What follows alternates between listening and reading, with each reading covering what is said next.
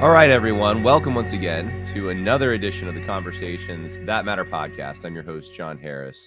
As always, on a cool, and I'm going to say fall, it's definitely fall morning here in upstate New York. And I'm kind of curious where my guest today, Tim Bushong, you're in Indiana. Is it a fall morning there? It is. We've enjoyed about 3 weeks of the greatest weather that can possibly be, and it just now we had a little rain last night, and it's one of those classic darker fall days. I might still go out and take a walk and stuff. It's a little windier, but man, Lustier. it's just been gorgeous, and now everything's just you seeing the gold and the red peek through in the trees. Don't they call that So a blustery day? Isn't that what Winnie the Pooh calls time that? for a little something. Yeah. Yeah, a little And smackerel of honey. well, for those who don't know, you are the pastor of Syracuse Baptist Church here in Syracuse, Indiana, Yeah. and you're hosting the Jesus and Politics Conference, which I just got done with the Truth Script Men's Conference, and Yeah. man, I'm telling you, like, it's good. I had a good time. It's fun, but you're just like shot at the end if you're the go-to guy for everything, which I know you are. So, I mean, how's that coming along? Are you Yeah, it's organized? Are you ready? yeah, we've got our church is just awesome. In fact, I was having a conversation with a brother last night. He's a little bigger church, quite a bit bigger. But he's like, "Man, there's just something about that smaller group, 100, 120 some people, they love each other and they just work together really well." And Hmm. I'm blessed to have not only deacons and another elder in the church, but just the folks are great. And I don't, sometimes you have a couple squeaky wheels in a local church. That's true. It's always average church life, but when you got a number of families that just can take the initiative, and you don't have to say, "Hey, could you possibly?" They're already in the plans. Sometimes I'll text and, "Oh yeah, we started that. Great." So I don't have to do it. There's Yeah. still a lot though. You're right. I mean, it's kind of the when you're the guy who's organizing and the point man, where everybody wants to, go through you and make sure that they get to know you and everything. And then it is a decompression after a conference. Oh, sure. Yeah. And Yeah. The we first. were praying for you guys. It go well. We happy Yeah. with the Yeah. Everything went pretty well. I'd say the only thing, and I realized this last night that, and this is on me, is I think 3 of the sessions we did, the mic was on mute, the oh recording mic, well right? So, which my heart sank. But the year before we didn't record anything, and I've yeah always kind of had that philosophy that it's for people who show up. And so when people ask and say, "Do you have all?" Well, you should have showed up, you know. yeah But I definitely it's kind of a weird thing in the internet age. I think less people want to go to conferences because they can just hear the recording later if they want yeah to hear the yeah recording. But there is something I think uniquely special about being there, not just because there's fellowship, which is should be reason enough to come to yeah a conference. That's probably a huge reason, but also when you're in the audience, I think the messages hit you different. hmm They're meant for you in a more direct way, and of course we do Q&As and things like that, and so you get to interact more with the speaker. And anyway, I don't want to talk about no my that's conference. I want to talk about your conference. well Tell everyone. Yeah, go this ahead. applies to conferences everywhere. It really does. Yeah. So your conference, give us the dates, give us where it is. How do people sign up first? Yeah, so I'll link you to the Eventbrite uh, URL, and you can post it. But it's October 21st, 2023. It's our 4th annual Jesus and Politics conference. And the title's a little off-putting to some people, but just consider it the Christian and culture, God and government, state, church and state, Jesus and politics. They're all basically encompassing the same ideas and principles and topics that would be discussed. So this year we subtitled it "Hail to Jesus," and that kind of coincides with the psalm that we shot the music video for earlier this year in April. And it's a rendition of Psalm 110, the most often quoted passage of the Old Testament in the entire New Testament. And I just We need to come up with a banging version of that. And so that kind of is a great jumping off point for all of our speakers. Given the cultural climate we're in, our society seems to be just rushing headlong into Romans 1 territory. And that's sad to see, because if you're a true patriot, if you're a true American, not just a Christian, and let's not try to make this gloss over, and well, it needs to apply to every Christian who lives everywhere in the whole entire world. No, we all live in different locations. We all have certain affinities and connections. And so if you're in Northern Indiana in 2023, there are certain topics and cultural manifestations of righteousness or evil that you're going to be more in tune with than, say, the things that are going on in Hungary today, or even Uganda. Can I say that? Uganda? Or New We all York. have that flag, right? Yeah. But many Christians on Twitter have posted that flag on their Why? profile. What's going on? Yeah, I'm not Didn't you going to read the explain it. Christianity Today article? I think, yeah, I did see that. It was a few months ago, and that was a hot topic. They're people are framing it as anti-homosexual, but it's really more of a it's very Yeah, specific. If you, I think, contracted certain like venereal diseases and mhm. AIDS, you shouldn't be having Yeah. This sexual is relationships with virgins, that kind of thing. definitely common sense application of law to a society. Yeah, it's so common sense, but it's of course, you have even Ted Cruz and conservatives thinking this is the worst thing in the world. Right, right, But anyway, yeah, I mean, you think you're right. You're in a particular situation in Northern Indiana. One of the things I've always appreciated about your conferences, and I've been to two of them, right. is you always have a local rep come in from Indiana who's explains to the people who primarily are from Indiana what's happening in their state government and what they can do and what the issues are. And Yes. Yeah. it always sounds great to me, especially coming from New York, because I'm just like, wow, it's so much better. But when you hear about the corruption of the Republican Party, it's also kind of discouraging, because you're like, it's better than a blue state, but it's also like it's not what it could be. It could be so much Right. more. And Right. but anyway, I mean, I've always appreciated that. Well, the first year you came was in 21.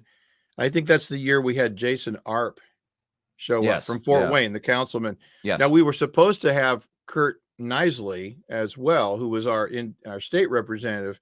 He had a family emergency last minute. And we're like, fair enough. And I thought Jason, he's not a public speaker, but when it came time for the Q&A, he had the most interesting stories and data to share with everyone, Yeah. because he's been in the middle of it. And then last year we did have Kurt speak. Now it was his last I think within the last week of his holding that position. And he had done a lot of work, especially with trying to get bills of abolition passed. And what's really been disconcerting to a lot of Christians when they find this out, that one of the greatest uh, uh, bastions of opposition to abolishing abortion, even putting it out there, has been institutional right to life groups. And my kids didn't know that. They were like, "Why can't we just do it all?" I said, "Oh, hey, I'm all about that smash mouth incrementalism. I get it, Yeah. Yeah. but you're on the same team. You've got a whole faction of people saying, well, you guys, you're hitting too hard. Don't hit, because they won't like it. Whatever. I know it's deeper than that. I'm just Yeah. Yeah. caricaturizing it. Well, it reminds me of the meme, us younger guys. I guess, am I still a younger guy? I think so. Yes, We you uh are. we think in memes. Yeah. That's part of the problem with the millennials and the Gen Z is, memes just come to mind. And there's just one meme where it's a format that you could put a lot of things in, but it's this child who asks his mom, why can't we have that at home? And the mom says, we already have that at home. And then it's a picture of some pathetic, rendition. It's like, I want a super soaker. We already have squirt guns at home, and it's like some pathetic, right? So Right. I feel that way about the pro-life. Like, it's like, hey, why can't we have anti-abortion organizations and legislatures, and and it's like the Republican Party's like, we have that already, and then And you look at what you have, and you're like, this is a joke, right? and it's regulated baby dismemberment. Oh, great, way to go! Yeah, You and I'm regulated it. my eyes have been open to that more. I would say recently. I think. I mean, Yeah, I've always known that the Republican Party's corrupt, that there's corruption surrounding them and all the organizations, but I think that Lizzie Marbach thing really, it was in Ohio, not Indiana, neighboring state though, and yeah, yeah. that really just, Boy, yeah. And boy. then I talked to her a little off camera too, and I'm just like, we're in a bad way, man. Yeah, that was an eye-opening interview. I really appreciated Yeah, that one. but And anyway, yeah. one of the things about our conference in particular is that although it has this kind of scandalizing title to it, what I've tried to do, and like I've told people, the first one was kind of last minute. It's 2020. Hey, let's have a conference. It's the middle of September. Who needs months and months of planning? Let's just throw it out there and see what happens. But I try to bring people that are going to either, like you say, have some skin in the game locally, have some experience in the political realm, because we're not Anabaptists. We don't believe that turn the other cheek means you can't be a police officer, or a public official or a county commissioner or chief of police.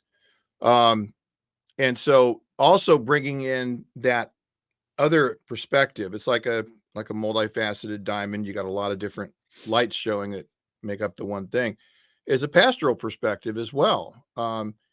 We got people in the pews that are frankly just shell shocked, if that's a good way to put it. And thinking in memes, let's go back to that for just a second. That's actually not that new. If you think about the Reformation and some of the memes that Martin Luther had drawn up with the Pope and flatulence, I mean, it says Yeah. an awful lot. You can get a good point across, and that's why I'm not a huge fan of hour and 15 sermons. You've got to be pretty on point to make those stick and be able to walk away going, yes, now that's something, right? And so in the conference, leading up to it, we're going to be, pushing some, not sloganeering, but meme type of truths that can be communicated that are going to make some people angry, and some people are going to go, yeah, yeah. And, the whole time we've had it, there've been people that are like more from my generation, a little older, they're the traditional Reagan conservatives. Mm-hmm. You also have the far end of the other spectrum, not from the left. We haven't had people. I don't know why they don't want to come to our conference. I don't get it. You could ask Yeah. questions, The interact. first time I came, you had a local newspaper guy there Yeah. trying to ask me questions, and it's funny because I was super skeptical. I wanted to ignore the guy. My own experiences with the media have always been negative. Yeah. There's Yeah. 3 major events in my life. I was there and I saw what they reported, and it wasn't what I saw. Exactly. But you still have that Norman Rockwell kind of feel to Syracuse, where the local newspaper man is, if he doesn't get it right, he's going to hear from you. It's like it's just interesting to me, that small town dynamic. It's still Yeah. alive and well in many parts of this country. By the way, that man's name is Ray Below, and he passed away a month ago. Oh, really? I'm so Yep. sorry to hear I that. was too. I'd reached out to him, and because it's every year he's been very, very positive. I mean, he took flack on Facebook for even reporting that we're going to have this conference, and Yeah. all the crazies came out. Even fellow Christians came out of the woodwork and were like, "Oh, any church that does this should lose their tax exempt status." And he Yeah. stuck with it. Well, so when I reached out, the new person, "Oh, I'm so sorry, he passed away." I didn't even know. He was a great So are guy. they going to cover it, or?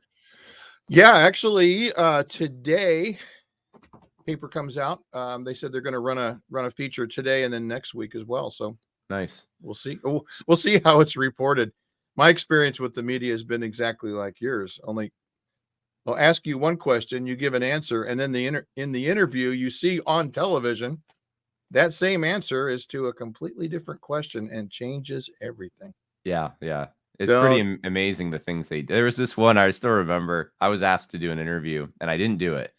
Someone else took my place, but it was on these Confederate memorials or monuments in Raleigh, North Carolina. They were taking them Yeah. down, the state capitol. They wanted to take them down, and the whole thing was hysterical to me because they did this zoom in with this scary music. I think it was on this memorial that was the Mother's Memorial, literally to moms who Yeah. their Yeah. sons went to war, and it was like the shadows of white supremacy are still with us.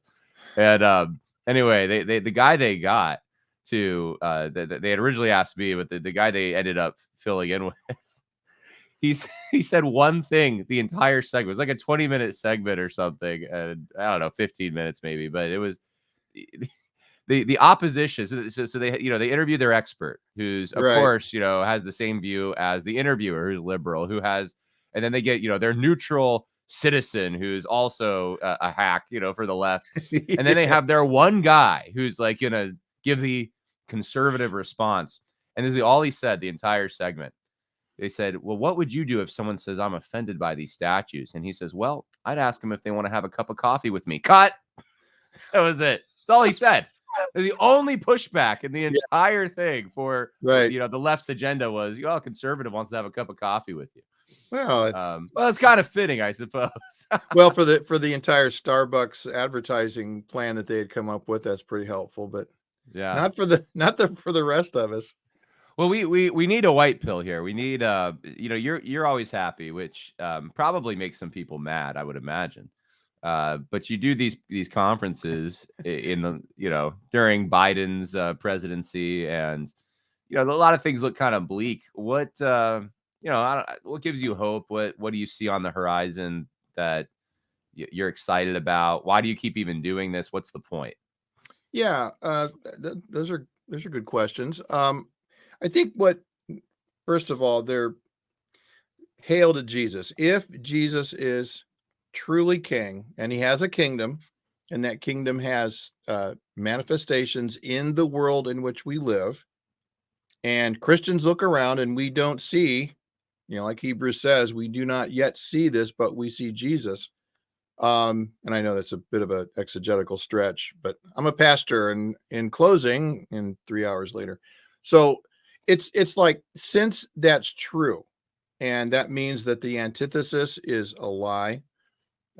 Satan's not the God of this world in the sense of physical universe. He's the God of the worldly world, where backdoor deals and backstabbings and lying and grand armies with banners a waving. That's the only thing he's got. And we have the Lord Jesus Christ, who overcame death itself. And Jesus is interested in the political systems that we have, because Jesus loves his creation. God so loved his creation that he did what? He gave his son as a propitiation for all his people. And it's not in order to instantly translate us into glory. It's so that we grow in maturity in Christ. And part of that growing in maturity in Christ is growing in maturity of your understanding of the world around you. So I want to bring in people that are going to help the local Christians here. And this year we've got people coming from a lot farther away than just a couple hours, which I'm just so excited about. But we want to equip them so that they can think, first of all, outside of the box that the pagans want to put you in. The assumptions of, say, post World War II, Enlightenment based. Eisenhower. We always, we shouldn't say that, but because Eisenhower was a pretty decent man, but we tend to associate the Eisenhower presidency with that lull in the spiritual battle action. Our enemies have been defeated, except for Russia. And the baby boom is going on. Unions can negotiate contracts that are completely unsustainable in reality, which is what has happened, And so all that to say, that's not the world we live in. We live in 2023. In fact, wouldn't it be nice to go back to the early 80s? Well, no, because that's not the time we live in. And Hmm. that had its own problems. I was there. I remember Clarence Thomas getting thrown under the bus. There's always been this Machiavellian, uh, top down, at all costs winning. Well, now it's gotten to the point where people are genuinely distressed about not just their pocketbook, but about uh, a war looming in the East. This sounds like Tolkien or something. A great power, and I've seen the eye. Yeah, yeah. Um, and we have supposedly Christian conservative Republican leaders saying, "Well, we might have to send troops over to where." And I'm like, "You guys have lost your minds. What possible priority would an alliance with a group of nations take over your own country? My stars." Um, the southern Yeah. border it's collapsed. A state governor tries to do something and the feds come in and break it up. Okay, that sounds familiar. Yeah, I mean, it's kind of like the stuff that makes for civil wars, really. I mean, Yeah, yeah, and I think maybe the national or the general government is too strong now, and the states are too weak to do much of that. But not that anyone wants a war, but even yeah, just trying to nullify or saying we don't care what we're going to arrest any federal officer that comes in here and tries to stop us from securing our border, that kind of thing. yeah, Which yeah. inevitably, the general government wants their control, so it would probably lead to conflict. But Well, there's but a go there's a ahead. real gauntlet being thrown down there on that level, and Yeah, all the while, the people in the boroughs of New York City that are being overrun with those same supposedly refugee. They're not. There's no war, right? right. And they can't take it. So there's unrest there. And this is all playing into the hands of the future Napoleon, if you Well, want to say it that way. it's interesting because I'm an hour and a half, 2 hours north of New York City, and Yeah. they desperately, they've always done this. There's a battle between upstate and New York City where upstate every once in a while the talk of splitting the state up and seceding and letting the city do their own thing comes up, and of course it'll never happen. But well, I shouldn't say never, but it in the current political paradigm it won't happen. And Yeah. New York City keeps trying to kind of take their problems and ship them to other parts of the state. So they'll take their Yeah. homeless problem and ship their homeless people up to some small town in the middle of the Catskill Mountains, right? Or like Roscoe, New York. Or Yeah. in this recent thing, what they did was they tried to send some of the illegal migrants up to displace veterans who are living in hotels in Newburgh, New York. And Yes. the mayor, or I should say, the county supervisor, got so mad and I guess put an end to it. And so it's contained now a little more, as I understand it, in New York. I'm sure the problem's reaching us. I know it is because I see it. But Hmm. but it's just interesting. Like they're having to live with the consequence of their terrible decisions and policies, whereas in years prior they never did. It was always border Yeah. states, Yeah. Yeah. that got the brunt of it. And I mean, part of me's happy to see that. So Yeah. maybe they'll think through, but I don't think they will. Well, so it sounds like we're painting a dire picture, and yeah, Yeah, I was trying to get away from that, might be and then we just exactly. what So happened? Okay. there's a principle of subsidiary. Am I saying that right? It's that Chesterton local is better than bigger. Whatever you can solve on a local level. Yeah, Um, yeah. Yeah, so yeah. so It's I there think it's a Roman Catholic sort of political philosophy, but yeah, but that's right. it's a Yeah, good one. Yeah.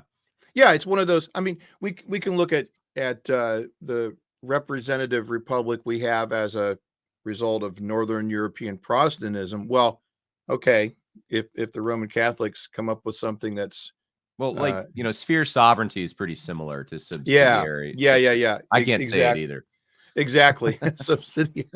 So, uh, Subsidiary. Yeah. it's something. Yeah, it was Chesterton and his buddy who were embracing that. But so anyway, that said, um, there is a principle in which you want to strengthen what remains, and be able to prioritize that which you have direct contact with and even authority over. So, for example, every man, every father listening to us today can be scratching his head and worried about Ukraine, but the main priority is his household, getting his finances in order, making sure his children are uh, being led well, that his wife is fulfilled spiritually and emotionally, and all the things that a man has to do in his household. Um, and start there. You know, we always talk about this in relation to missions and evangelism. And somebody said, "Well, I think I'm called to be a missionary." He says, "Well, are you reaching out to anyone where you live now?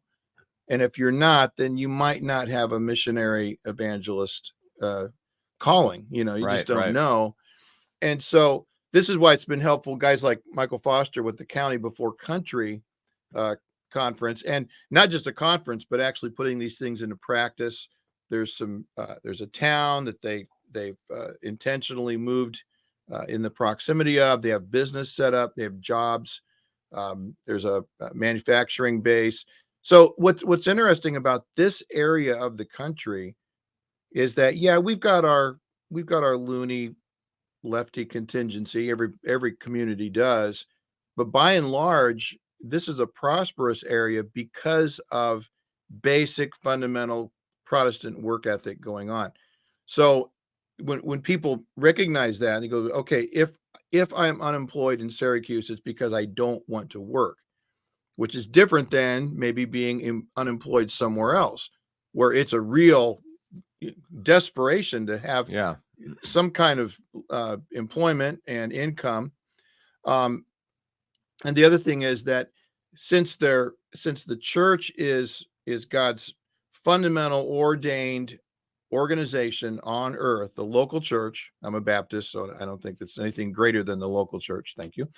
Um, then it's really imperative that local churches, uh, pastors, train their people to think outside the box, think within the box of biblical orthodoxy. You know, our circle. That's, you know, again, presuppositions, unproven assertions, a network. Once you get that and you're grounding in the Word of God, then you need a spine to be able to stand on those principles, enact those things, whether it's at the job or at school. I don't, you know, we have a church full of homeschoolers and Christian school. I don't think there's one public school family. At the same time, I know there are things situations in which, okay, that's the option, you have to take it. Any of those things has to be considered an outpost of the kingdom of God, where, okay, this is my sphere. As for me and my house, we're going to serve the Lord. I don't know about you Right. guys.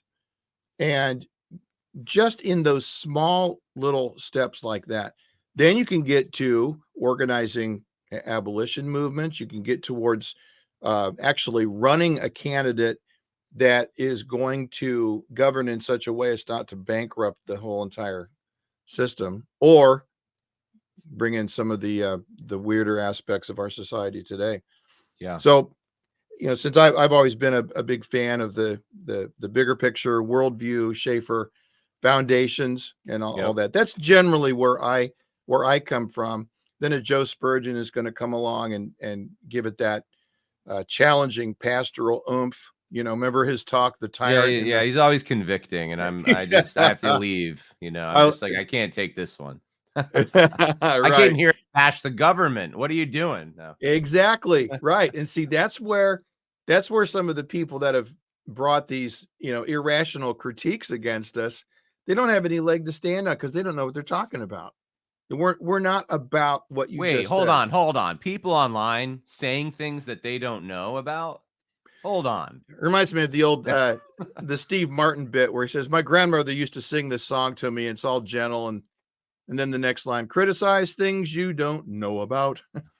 I that you dating yourself a little, I but know, okay, boomer. Yeah, he's got whiter hair than I. Well, he then always I did want though, yeah.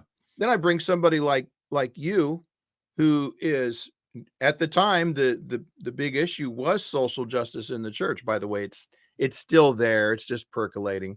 Yeah. You see Although that. this year, I don't think I'm going to talk about it. That's right. I'm Right. going to talk about classical liberalism and really, as I should say, it's a particular strain that's manifested itself in the post-war consensus. That it's just funny to me online right now how guys who have it's obvious to me they've never been exposed to this kind of language. They Yeah. don't.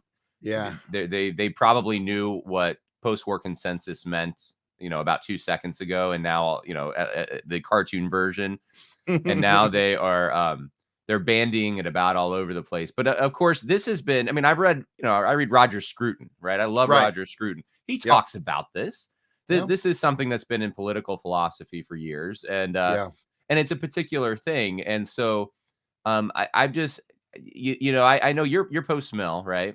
Even Mhm. though you're a Baptist, but you're a post mill Baptist. Well, it's the only You're consistent way to be, and it's fun. Let me tell you. Well, yeah. Are you a theonomist? Do you take that label, or you're I, I'm with Askell and Bauckham on this. General equity has to be in there because okay? then All right. you'll confuse people. But yeah. Sure. Okay. Because even when you were saying, outposts of the kingdom, I'm sensing that's the kind of language in that world. And I don't know where I was going with this. I had a question for you, and now I've just totally lost it, which I Well, you were shouldn't talking be about. happening at my age. So, That's right. That's right. um, Just wait. Well, yeah, here's the other. You were talking about your topic, the post-war consensus, which in a nutshell is, hey, let's not make such a big deal about this stuff. We'll just tolerate each other.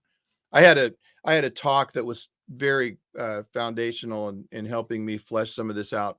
Man, back in the late '80s, I think it was. I had it on cassette tape. It was pluralism, relativism, and tolerance, and the overlap, but also the distinctions between those three things.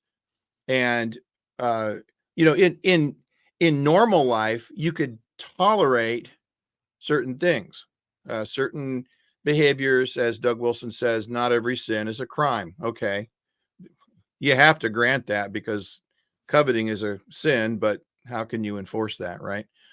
You only enforce that which you see and observe and watch people do. right. So, so with pluralism, it's in one sense, it's just a fact of cultural cohesion.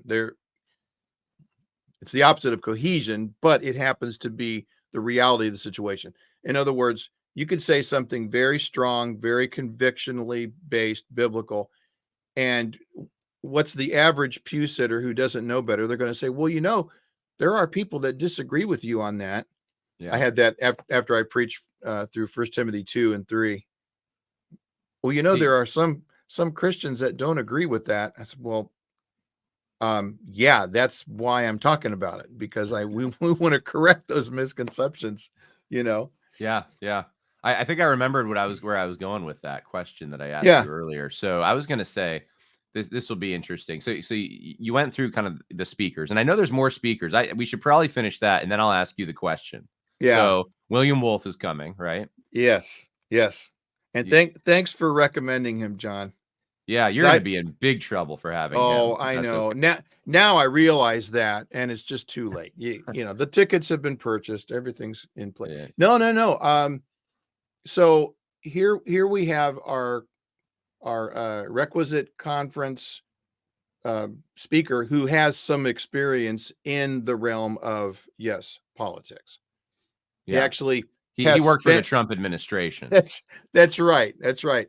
Now I guarantee you, if I had somebody coming in who had worked in the Obama administration, there'd be more people signing up. You think so? In Syracuse, Indiana, it's pretty red I there. it is. It is. I'm talking from the church. Oh, from Uh-huh. the church, universal, or the church? Yes. Okay. Yes.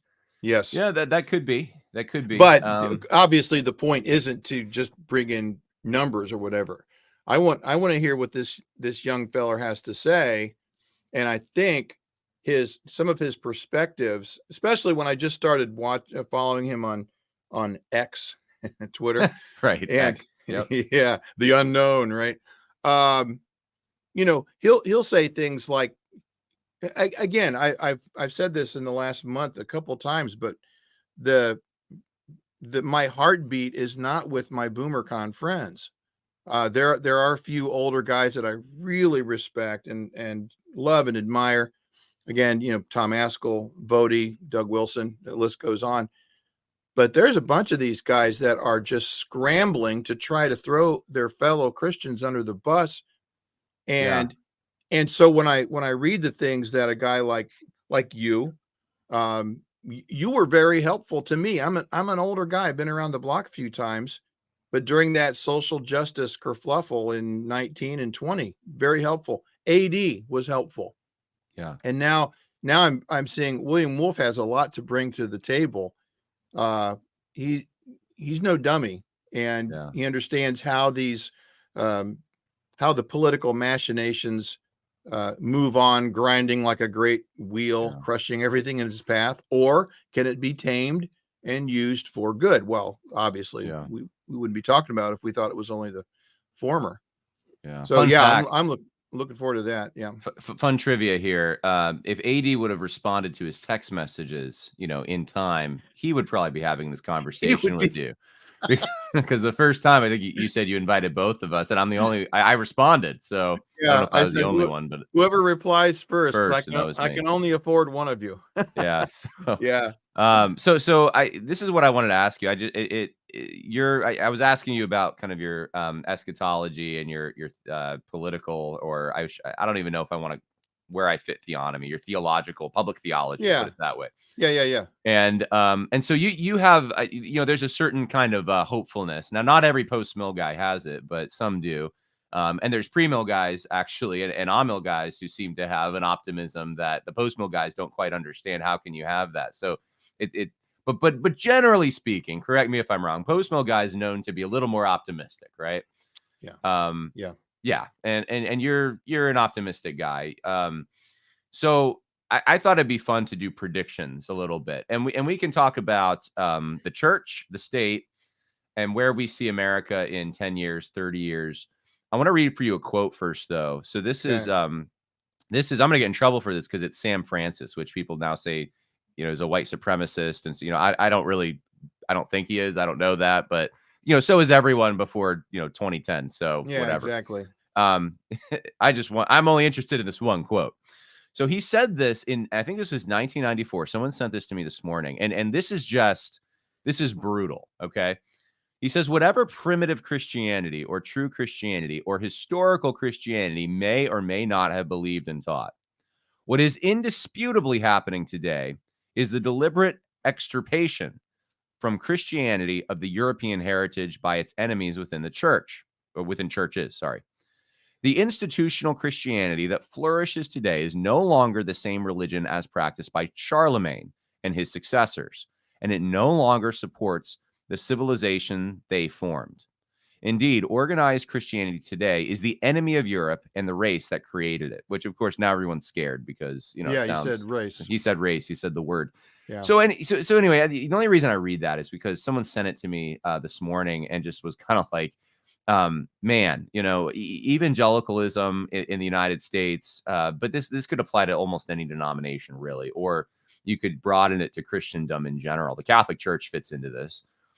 It is it is not designed by and large, or I shouldn't even say designed. It does not function by and large to reinforce things that Christianity used to assume or reinforce, right?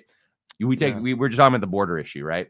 Roman right. Catholic Church is one of the biggest advocates for, and I don't think that there's any papal, decree that comes out and says we're for illegal migration. But Right. the way the whole issue is couched is that Christians they shouldn't really be in opposition to the poor and the sojourner, coming here. Russell Moore says the same kind of stuff.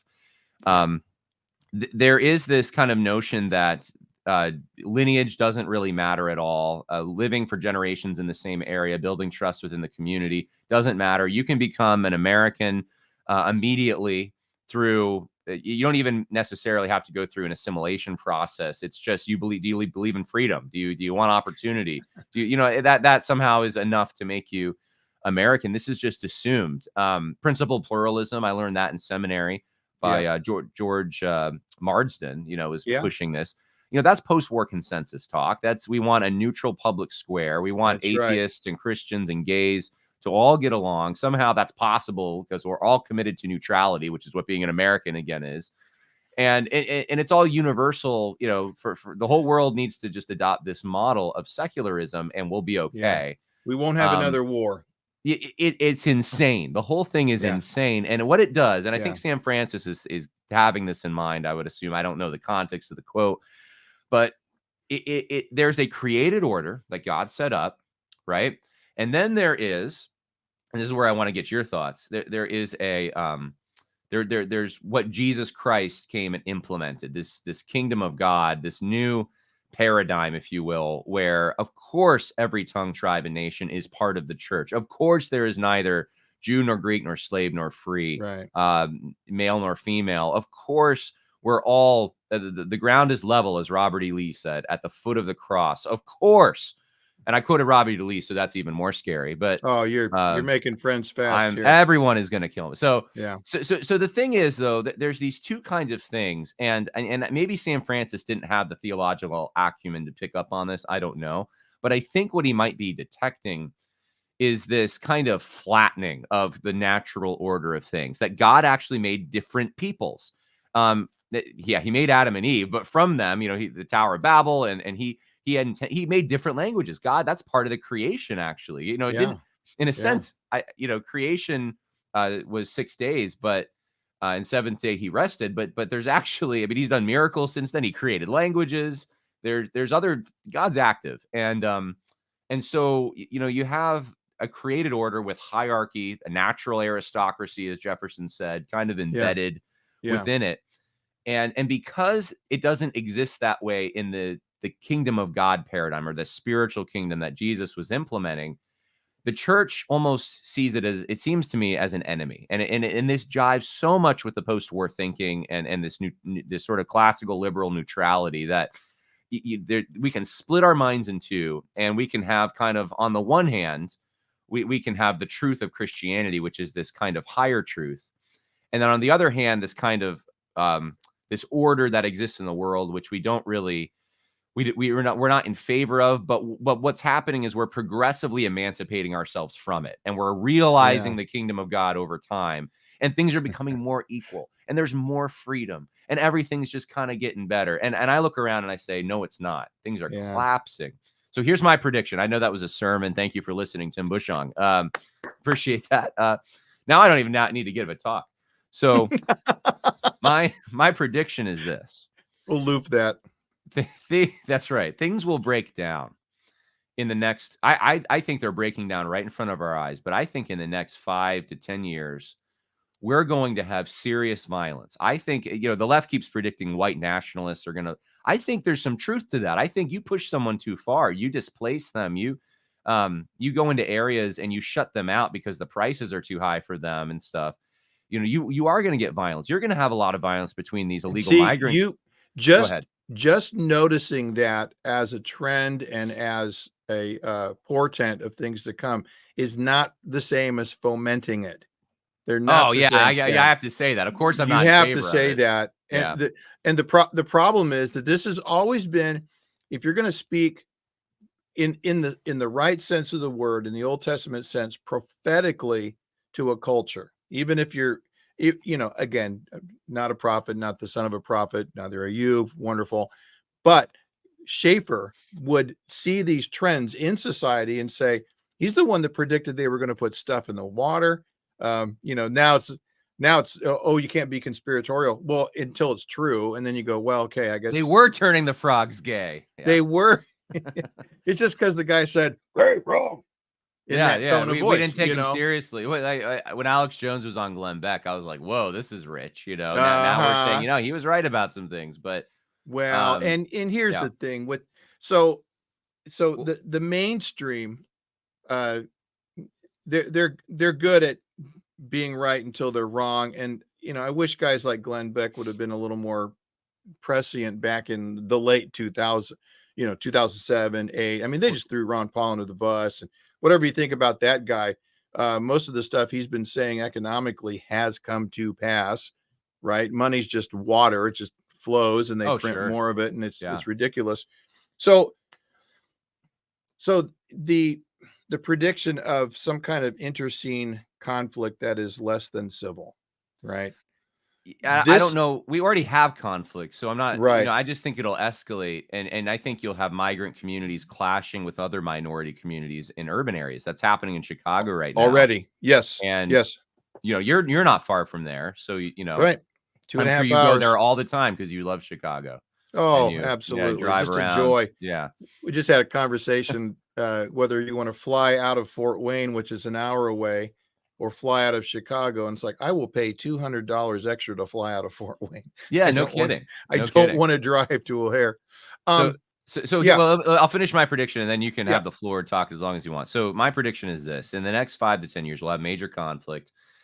Things will not work. Things that used to work, and I'm talking about, we could have problems with the power going out more. Hmm. But more. That's what's happening in places like South Africa right now. We could have Yeah. problems with supply lines. We had that in 2020, but or the things that are being produced, like the things that we actually need, or we don't get, but we get a bunch of stuff we don't need, and Hmm. it's there's too much interference with the government into the market, and regulating so that we don't have enough people actually paying for the rest of us. The jobs are decreasing. I read that when food stamps started in 1975, when that's when the program really got underway, it was like 5 or 6% of the population. Now I think Yeah. it's like something like 16%. So, I And mean, they'll point to that as, see, it's working. yeah, they will. And the No, thing is, though, that no. all of this stuff spells disaster. Large Yeah. groups of migrants come here, spells everything is disaster. So what does that mean for us? This is my prediction. I think that this is an opportunity, right? Every time something bad happens, there's always an opportunity. I think there was some leftist who said that, right? But he's right. Mhm. For Christian men, I think this is an opportunity to take back a position in society. They used to call it the gentleman. Gentlemen, they had a special privilege with being a gentleman. You were respected. Right. You were a leader in your community, and it existed on a local level. We're going to go back to it in some form, I think, because people don't trust any of these big institutions. They're distant. You're a number to them. They're looking for people in their own community. And if Christians are the Christian industry is so slow to recognize this. They just don't see, I think, that is the need of the hour. So they're still trying Right. to cater to leftists and I guess moderate Republicans and things. But you got to go what will be considered hard right. To be honest with you, you got to go strong localist, strong community center. We're going to protect this community. Yeah. Um, be a man, not just in your home, but also publicly in your community. And I think people will notice, and that will be the thing, the glue that binds communities together when all hell is happening around them, so to speak. Yeah. So, so that's my prediction: is that there will be in certain areas Christian men who stand up, or just men in general, but Christian men in particular, and this will be the formation of a new social strata. Now, a lot of things could get in the way of this, but that's actually my hope in a way. I'm talking politically, not my obviously my hope is in Jesus Christ Yeah. for Yeah. salvation, but politically for our country, for our communities, I think there's an opportunity here to think local, and that's kind of Yeah. I said something similar last year, but it's become more apparent to me. So, what's your prediction, post mill theonomy guy? Yeah. What do you? I mean, is Jesus going to come back next year? Is that what you're thinking, or what? Yes. As a post millennialist, I'm willing to modify my eschatology in the middle of the air. That's right. Somebody else said that. I can't remember. So a couple of things. We back up to your the flattening of all things, right? In fact, I was just having this conversation with another local man. I said, as soon as you use words like heritage, land, family, I mean, all those words are trigger words for antebellum South or blood and soil. Apparently, yeah. Apparently they are, right? But in the real world, right, this is what you ask about the hope. Well, frankly, um, reality can only be bent until it breaks. This is God's world. He made it He designed it. He took man and created him and put him in the garden, and now it's fallen, but man still is to exercise dominion. Just as a rock will fall off the cliff every single time it's attempted, um, certain societal trends can only take place up to a certain point and they break. Um, in 20th century was the bloodiest century that mankind has ever gone through, and it's because people turned their back on God and they thought, oh, we're going to create this Eden, this new society. Um, so yeah, that's on that big global scale. However, we keep coming back to your primary responsibility, the home, local governance. That matters incredibly more in a local area than what's going on, say, in the halls of Congress, right? It's gonna touch you at a deeper level. And this is one of the reasons I wanted to bring John Moody, because he is also thinking in terms of getting your own house in order, especially when dealing with the most fundamental of human needs. We need to eat. We have some food. you know. Um, so we're in an area here that's very agricultural. Most people know how to keep chickens and have eggs and hunt in the fall and venison and all that. And I know not everybody can. This is again one of these rural urban uh, cautionary tales that I still want someone to write the definitive 21st century country mouse city mouse fable and make it funny with drawing so I can enjoy it. Um, but so yeah, just because after World War II, this is what the United States looked like after we finally acquired Hawaii when we had the 50 states on the flag. Mm-hmm. And That Alaska. Don't forget that about them. that's right. That's right. Seward's Folly. That's right. Um, so yeah, just because that has been our reality for the last 70 years or so doesn't mean it's going to be the reality for the next 100. The kind of ideological uh, fracas that you see on college campuses, in city, anytime there's a uh, public debate or anything like that, you realize that there's one side that looks at reality and says, yes, this is the world God has made, and I'm saying very general terms, this is reality, we need to work with this. There's another side that's saying, no, none of that matters, what's important is in my head. So I think that's the impetus for green energy. Supposedly, we're going to just make this stuff work, and it doesn't work. My goodness, the amount of No, effort and no. labor. It's kind of akin to our space program. We don't have the technology yet to get from here Well, to above the atmosphere, and it just expends yeah. enormous energy trying to save energy. It's ridiculous. We In see Maine, this. little tangent, in Maine right now, I mean, they have this problem with we're going to put up all these wind farms in the ocean and Uh-huh. ruin the fishing industry, right? Mm-hmm. Yeah. Not thinking through that one. Yeah, right, right. Or the debacle was in Scotland or Ireland where they cut down a forest to make room for a wind farm. That was Scotland. They're literally trees making oxygen out of carbon dioxide, and you're going to go, "Hey, here's an idea. Let's cut them down." So Yeah. yeah, all of these kind of plans. And another related tangent is the old Thatcher quote that socialism works until you run out of other people's money. Um, so so my prediction is similar, only I think that in these Christian gentlemen, statesmen, men with character, understanding the times, know what to do. Even in your localized situation. They the people that would like to see everything flattened out, multicultural to the point of that one monoculture, which of course that means Christianity's out. You can't have Christians in that. They don't like that. The one bulwark against that is going to be the church. And it's going to be healthy churches that aren't giving in to the zeitgeist, that understand that the kingdom of God is the rule of God, and that God put people in families, and families are good things. You don't just, uh, you know, negate all of the physical reality. What you were describing earlier just reminded me of some of the Two Kingdom guys.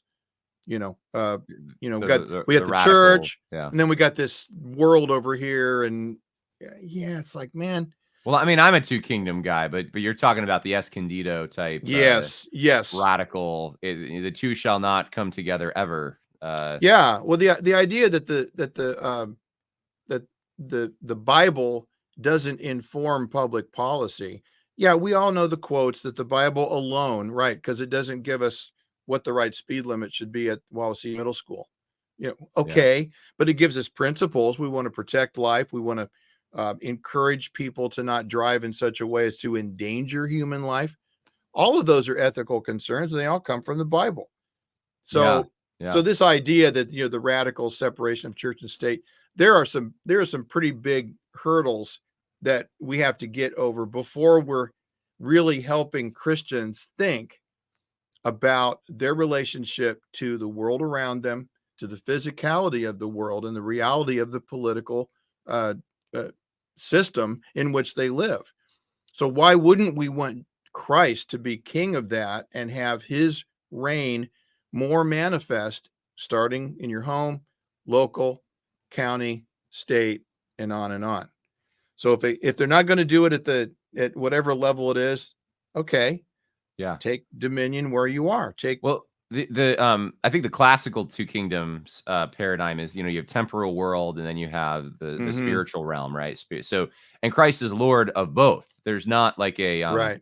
it's not like Christ is only Lord of one of them. And I get the impression from the R2K guys, the radical Two Kingdom guys, if you will, or I don't know, Reformed Two Kingdom, whatever they want to call themselves, that there's this kind of Christ is kind of more Lord of one of them. I guess he's definitely, the church is does the church thing, the state does the state thing. And There's the state never does their state thing via natural law. The church Right, does right, their right. There's church thing. no You have nothing to glean from the Bible. The Bible is Exactly. only for the church, special revelations Yeah. only for Christians, and you have to argue on different premises if you ever. And it's kind of like, we can argue on that's the funny thing to me too, is like, because God gave us natural revelation, actually you can make some pretty good arguments. You want to argue for gay marriage? Well, let's start with creation, right? But well, but the Right. thing is, like, it eventually you do have to, and this was across the board for every Protestant country initially after the Reformation, and I would say even the Catholic Church before that. I mean, you had to have biblical support for at least you would take the principles, you'd glean the principles from the Bible. And the idea was, though, that complemented the natural order, that there wasn't any conflict there. Right. So if the Bible said it, it wasn't, that was also inbred or integrated into creation itself. If the Bible assumes marriage is between a man and a woman, guess what? God designed it to be between a man and a woman. So it's just to separate those things. It seems like it's a very particular strain of theology that only could exist in this secular state, kind of enlightenment liberalism that we That's exist. right. It's literally theology to complement a particular political order that is about 3 seconds old and isn't really working that well if you look around you. That's right. The R in front of the 2K, um, and it's not working now. That's the thing. Even on a pragmatic level, but you can't apply that to any other nation state or country that's not already firmly based upon Christianity. Because Right. try that in Dubai or Kuwait. It wouldn't work for us for a second, And you and know? that's kind of our, I guess, blindness, is that we actually do have a religion that's kind of a monoculture, or an Yeah. anti-culture, Yeah. that we have to pinch our incense to it, and we don't realize Mhm. that's what we're doing. That's But that's the I think, God. the Yeah. jab kind of in 2020 kind of got people out of this mindset a little, because they thought, wait a minute, how come, this is almost like a religious sacrament that everyone must go through. And Yeah. as they cry out to the gods of government to save them from the disease or the hurricane or whatever ailment affects us. And I think we realize there's a statism going on. But we've been doing this, I think, for years. We've been, Mm-hmm. as government increases, we've been giving them more and more of our allegiance. I mean, think of the wacky idea that a yellow bus without seatbelts comes down the road and takes your children from you. Like this is just normal to everyone, but this was not normal for most of human history. And Right. for 8 Right. hours or whatever time it is, sometimes longer if they have Yeah. sports and stuff, they're in a building, a government building, with people that aren't their parents and aren't even necessarily now, I would say, trusted members of the community in many cases, teaching them, filling their heads with it. Like, that's bonkers if you think about it. Now I realize there's people in situations they economically, whatever, that they kind of have to try to disciple their children even through that. But that's insane, right? Yeah. That to think to set up a system like that and think that's normal. That's not normal. Well, it's not reality. When in your life are you going to be in proximity with people that are almost exactly your age? That's Yeah, well, there's ridiculous. that too. Yeah, There fooling of that ignorance. that whole thing. I mean, you're talking to an inveterate old homeschooler here, but Hey, Tim, I got a good idea. Let's get a bunch of kids who are at the height of their hormones. Let's and put them folly. all and Yeah. yeah, tripping over themselves. And Right. let's get some pagans in the world who hate God to train them about Yes. sexuality. Then let's put them in the same room for give them all the let's give them free condoms. Yeah. Let's force bus them to areas that there's even less accountability because no one knows them No there. one knows. Yeah. That's for diversity's sake, because that's a higher good. And let's just see what happens. You don't think anything could go wrong with this? Right. I It's a mean, joke. even Chris Rock joked about this, living in a neighborhood, saying, when I got in trouble, I wasn't just going to get spanked when I get home. The whole neighborhood's going to give me a swat on That's the way right. home because That's they right. know me and they know my parents and they know what I did. Right. Yep.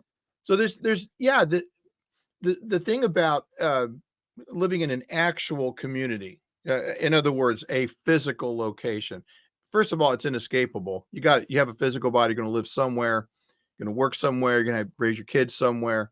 So, how about the Christians stop thinking in these secular, neutral ways because they're not real? That is not reality, and start taking dominion over those little local municipalities in ways that honor Christ, that will get opposition from the pagans, and yet keep trucking.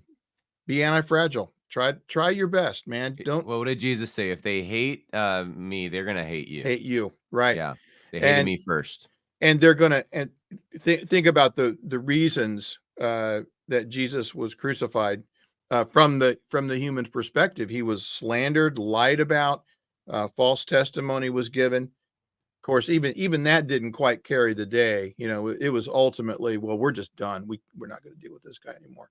Well, the same Christians are going to get that, and that's one of the myths about post millennialists is that everything's rosy. No, this is going to be a battle, and that's why we call it battle hymns, because the Christian life is a battle. But it's not just in here, as important as that is, personal sanctification, but it's a battle for taking dominion, godly dominion, in a world that still hates King Jesus. And yet Jesus says, that's mine, that's mine, that's mine. Now go So get it, you guys. So if you want to be inspired, if you want to be around like-minded believers, if you want to have a great time, if you want to have, do I understand pulled pork is going to be there? You understand correctly. Pulled pork. Then you need to come to the Jesus and Politics Conference in Syracuse, Indiana. Link is in the info section. Yeah. What are the dates again? That's October 21st. And let me just throw this out there. Next year is 2024. There won't be anything going on. So we're going to, so You don't think so, huh? Not I'm in thinking, October? No? and what's cool about it, so like, Joe Spurgeon's come every year. You've come 2 out of the 3.